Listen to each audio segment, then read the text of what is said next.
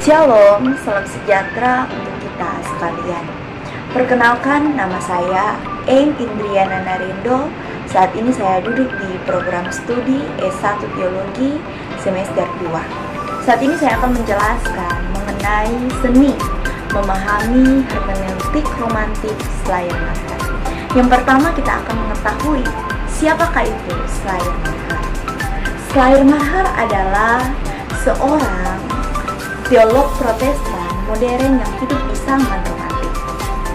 Beliau lahir di Breslau, Silesia, sekarang masuk di wilayah Polandia pada tanggal 21 November 1768 dan dibesarkan dalam keluarga Protestan sebagai calon pemimpin jemaat. Schleiermacher di Universitas Berlin dari 1810 sampai 1834. Schleiermacher meninggal dunia pada tahun 1834. Ia dikenal sebagai Bapak Hermeneutik modern. Nah, kembali kita akan menjelaskan Schleiermacher hermeneutik dan romantik. Pengaruh romantisme inilah yang membawa minatnya pada hermeneutik. Romantisme adalah gerakan yang kritis terhadap percerahan abad ke-18.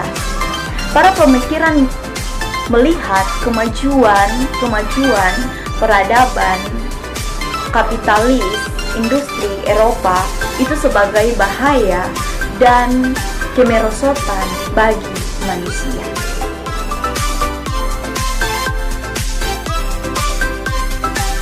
Kita masuk di seni memahami. Istilah inilah yang diterjemahkan dari istilah Jerman yang berasal dari Schleiermacher, yaitu Verstehen. Istilah memahami atau Verstehen dalam hermeneutik mengacu pada proses penangkapan makna dalam bahasa atau dikatakan lebih luas. Yang menjadi target pemahaman adalah struktur-struktur simbol atau teks.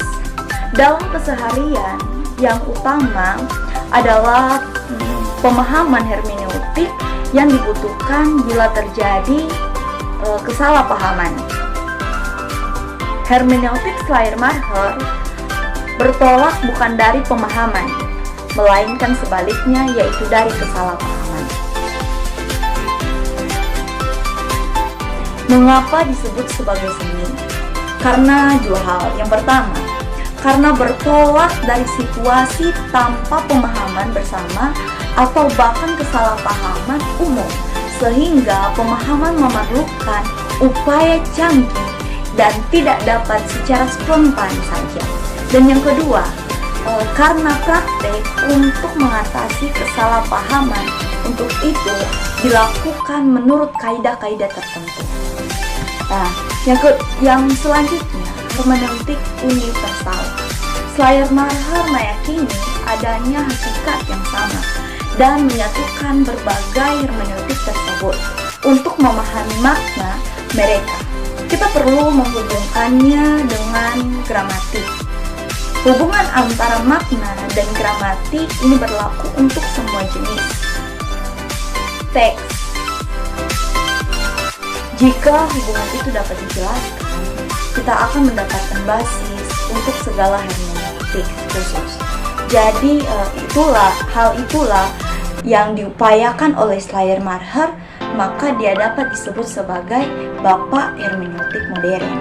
Gitu. Nah, kita masuk ke dalam kulit atau penulis. Dari Schleiermacher kita dapat mendapat gambaran bahwa proses hermeneutik sebagai pembalikan dari proses penulisan teks.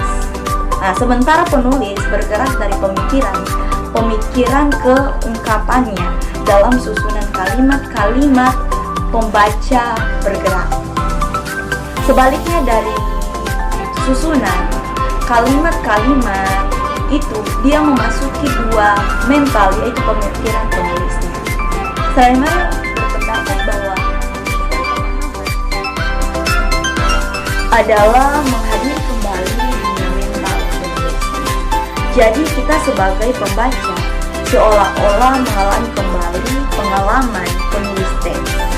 Nah, kita masuk di lingkaran hermeneutis. Lingkaran hermeneutis. Kedudukan setara antara interpretasi, gramatik, dan psikologis dalam pemahaman makna teks dikenal dengan istilah lingkaran hermeneutik. Yang intinya adalah bahwa setiap bagian dapat dipahami hanya keseluruhan yang mencangkupnya dan sebaliknya.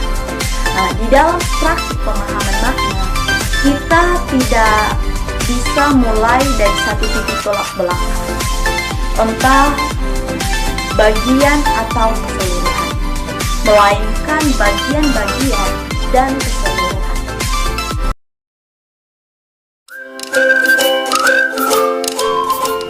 Sekian video pembelajaran saya mengucapkan banyak terima kasih. Shalom.